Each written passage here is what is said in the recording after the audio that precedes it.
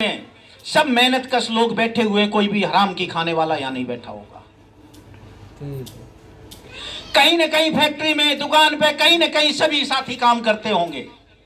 क्या इस समाज को फ्री का आदि बनाने की जरूरत है? तुम हमें भिखारी बनाना चाहते हो कि तुम अधिकारों की लड़ाई मत लड़ो, अधिकार मत मानो, हम मांगो, हम तुम्हें बिजली पानी फ्री दे देंगे, हम तुम्हें 15 लाख फ्री दे देंगे।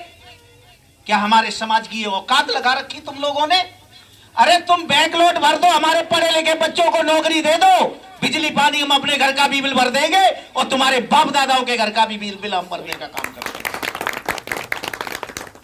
तुम नौकरी की आवाज दबाने के लिए हमें फ्री का लालच देते हो।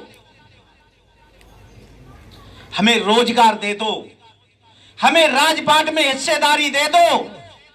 अरे हम अपना घर तो संभाल ही लेंगे, हम तुम्हारा भी घर संभालने का काम कर देंगे। हमारे पूर्वज इस देश के शासक थे, इतिहास उठाकर देख लो किस साजिश के तहत हमारे लोगों को गुलाम बनाया गया।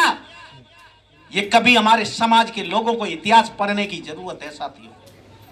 अगर जमीर जाग गया है और वास्तव में देश को आजाद बताते हो, अपने आप को आजाद महसूस करते हो, तो निकल जाओ आज से ही, एक एक गली में, एक एक मोहल्ले में जाओ, तुम्हारे परिचित लोग रहते हैं, और उनसे आगाह कर दो कि किसी को भी वोट दे देना, बीजेपी कांग्रेस को इस देश में वोट देने का काम मत कर देना।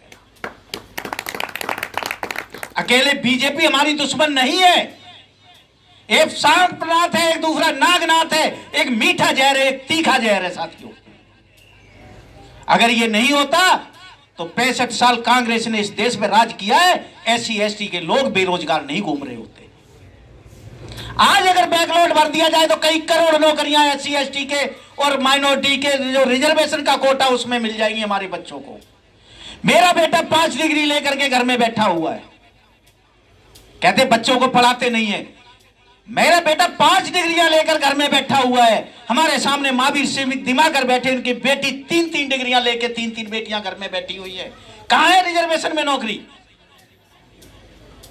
तुम रिजर्वेशन खत्म करने की बात करते हो। अगर तुम्हारी मां ने दूध पिलाया है तो जाति का कॉलम खत्म करके देख दो और समानता, समान शिक्षा का अधिकार लगाकर देख दो। प्राइवेट स्कूल और कॉलेज बंद करके सरकारी स्कूलों में बच्चे पढ़ा के शुरू कर दो, मैं बता दूंगा मेरिट किसके बच्चे लेके आते हैं। अरे आरक्षण खत्म करने की जरूरत कहां है? तुम जाति क्यों नहीं खत्म करना चाहते हो? जाति के नाम पे हमारा शोषण करते हो और मेरिट के आधार पर नौकरी देने की बात करते हो। ये दोगलापन कब तक चलेगा साहब? मैं आप लोगों को, क्योंकि वक्ता बहुत बैठे हैं, मैं ज्यादा समय नहीं लूंगा, लेकिन एक बात के लिए आगाह जरूर करूंगा। ये राजनीतिक मंच नहीं है, मुझे ये चीजें नहीं बोलनी चाहिए, लेकिन दिल में दर्द है कि जो इस देश का अन्नदाता है, जो हमारा पेट भरने का काम करता है, वो आज खुले आसमान के नीचे ठंड और बारिश में मर रहा है, लेकिन हमारे देश की गुलाम सरकार पे कान के जू नहीं रेंग रहा उनके काम। उनको पता है कि अगर हमने ये कानून वापस ले लिया तो अडानी और अंबानी हमारी क्या दशा बनाएंगे, वो नहीं ले सकते, क्योंकि गुलाम कभी आवाज नहीं उठा सकता। लेकिन मैं उसका कसूरवार उन लोगों को भी नहीं मानता, कहीं ना कहीं कमियां हमारी भी रही हैं। 2014 में इतने वादे किए गए थे, अगर 2 वादे भी पूरे किए गए होते तो दोबारा उसको रिपीट में मौका हम लोग देते तो समझ में आता है कि उसने कुछ काम किया था, इसलिए हमने मौका दिया है साथियों। जब 14 का किया हुआ वादा एक भी पूरा नहीं किया गया, 19 में हमने दोबारा उनको सत्ता सौंप दी, तो शोषण तो हमारा होना ही है। और जो कुछ हो गया वो हो गया। अगर आने वाले 24 में भी आपने अगर सही जिम्मेदारी निभा दी इस देश को बचाने के लिए, तो आप सच्चे देशभक्त कहलाओगे साथी। अगर कहीं गलती से इन्होंने हेरा फेरी करके 24 में सरकार बना ली, तो वो दूर नहीं है, वो दिन दूर नहीं है साथियों कि आपको आजादी से पहले वाली जिंदगी जीने पे मजबूर कर दिया जाएगा। यूपी में जाकर देख लो, सरकारी स्कूलों में नाई के बेटे को बाल काटने की पढ़ाई शुरू कर दी गई है। तकरीबन लोग यूपी से बिलोंग करते होंगे यहाँ बैठे हुए। आप पता कर लो सरकारी स्कूलों की दशा। नाई के बेटे को बाल काटने की शिक्षा दी जा रही है, चमार के बेटे को बाल जूता बनाने की शिक्षा दी जा रही है, धोबी के बेटे को प्रेस करने की और कपड़े धोने की शिक्षा स्कूलों में दी जा रही है। ये क्या समझते हो इस चीज को कि ये देश जा कहां रहा है? इस देश में कई स्टेटों में बीजेपी के सीएम हैं, लेकिन क्या कारण है कि यूपी के सीएम को ही ज्यादा प्रोजेक्ट किया जा रहा है? सीएम तो और भी स्टेटों में है, लेकिन यूपी में ये कौन सी कला बता करके इसका शिक्षित किए जा रहे हमारे बच्चे कि तुम धोबी समाज से हो, प्रेस करनी सीख लो। आज जब हमारे बच्चे को स्कूल में ये मानसिकता पहली क्लास से डाल दी जाएगी, क्या वो बच्चा राजपाट की बात करेगा आगे चल के? उसको पता है कि हमारा तो कर्तव्य यही है, हमें पढ़ाया यही गया है। लेकिन मैं अपने समाज के लोगों को बता देना चाहता हूं कि जिस समाज ने अपना पुश्तैनी धंधा नहीं छोड़ा है, वो समाज कभी तरक्की नहीं कर पाया साथियों। क्योंकि जो हमें धंधा सौंपा गया था वो साजिश के तहत गुलाम बनाने के लिए सौंपा गया था।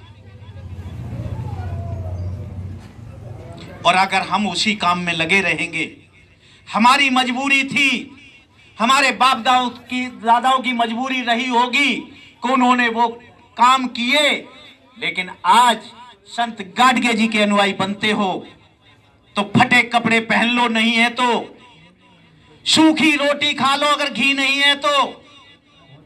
लेकिन बच्चों को पढ़ा करके उन्हें ये बताओ कि बेटा इस देश का अगर तुम्हें अफसर नहीं बनना है तो शासक जरूर बनना है। शासक बनने से कोई नहीं रोक सकता, और ये तब संभव होगा जब हम एक मुट्ठी बनेंगे।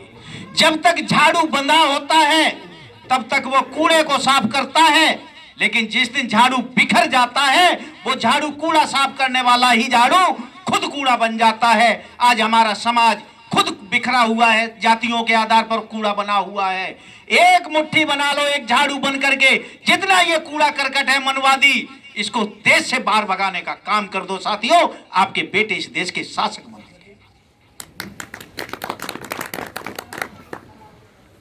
और मैं ओबीसी का अगर कोई भाई बैठा हुआ है, जैसे कुशवाहा जी बैठे हुए हैं और मैं परिचित नहीं हूं, अगर कोई साथी ओबीसी का बैठा हुआ है, इस देश में सबसे बड़ा अगर सरकार ने गुमराह किया तो ओबीसी समाज को किया है।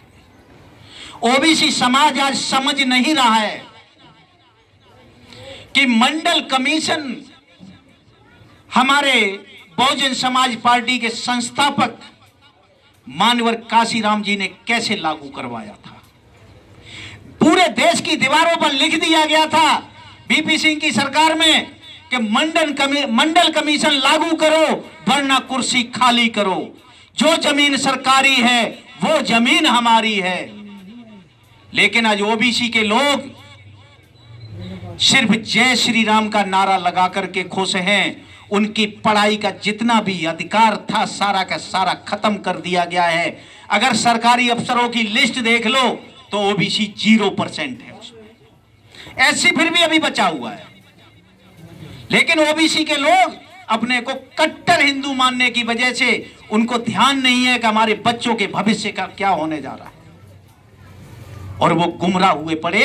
सबसे बड़ा नुकसान अगर सरकार ने किया है तो ओबीसी समाज का किया है। और दादागिरी बता दूं तो जो लोग बिहार के हैं या जिन लोगों ने चुनाव में रिजल्ट देखा है बिहार का, उन हर आदमी को पता है कि बिहार में किस तरह से सरकार बनाई गई। 24 सीटें रात को 10 बजे के बाद इन्होंने गड़बड़ करके और अपनी पूर्ण बहुमत की सरकार बना दी गई। नहीं तो बिहार में बहुजन समाज का बेटा लालू प्रसाद का पुत्र तेजस्वी यादव को कोई सीएम बनने से माई का लाल रोक नहीं सकता था। मैं ये कहता हूं जरूरी नहीं है कि एससी का सीएम बनेगा, ओबीसी भी हमारा भाई है, माइनॉरिटी का भी हमारा भाई है। अगर बहुजन समाज का कोई आदमी किसी स्टेट का शासक बनता है, मुझे उतनी ही खुशी होगी जितनी बहन कुमारी मायावती जी के बनने पे होगी। मैं बता देना चाहता हूं साथियों, बोलने को तो बहुत कुछ है। हमारे समाज को सबसे पहले, अगर इन दोनों महापुरुषों को आप वाकई दिल से मानते हो तो पूजा पाठ को बिल्कुल बंद कर दो। पूजा पाठ सबसे बड़ा षड्यंत्र है। हमारा बेटा इंजीनियर बनता है, डॉक्टर बनता है, आईएएस बनता है, आईपीएस बनता है, इतनी पढ़ाई करता है, उसके बाद घर में एक अंगूठा छाप ब्राह्मण को बुला करके हवन करवाने का काम करता है, उसके पैरों को हाथ लगाता है। ये कैसी शिक्षा है?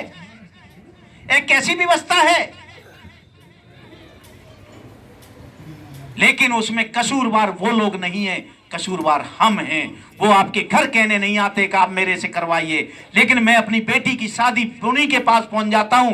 पढ़ाया मैंने, लिखाया मैंने, पाला मैंने, लेकिन शादी वो लोग बताएंगे कि कौन सी तारीख की करनी है। क्यों साथियों? उनका क्या योगदान है मेरे बच्चे के पालने पोसने में, पढ़ाने लिखाने में? अभी हमारे घर के सामने मंदिर है, वहां पुजारी जी थे, कहने लगे कैलाश आप बुजुर्गों का श्राद्ध नहीं करते हो? मैंने जी नहीं करता मैं।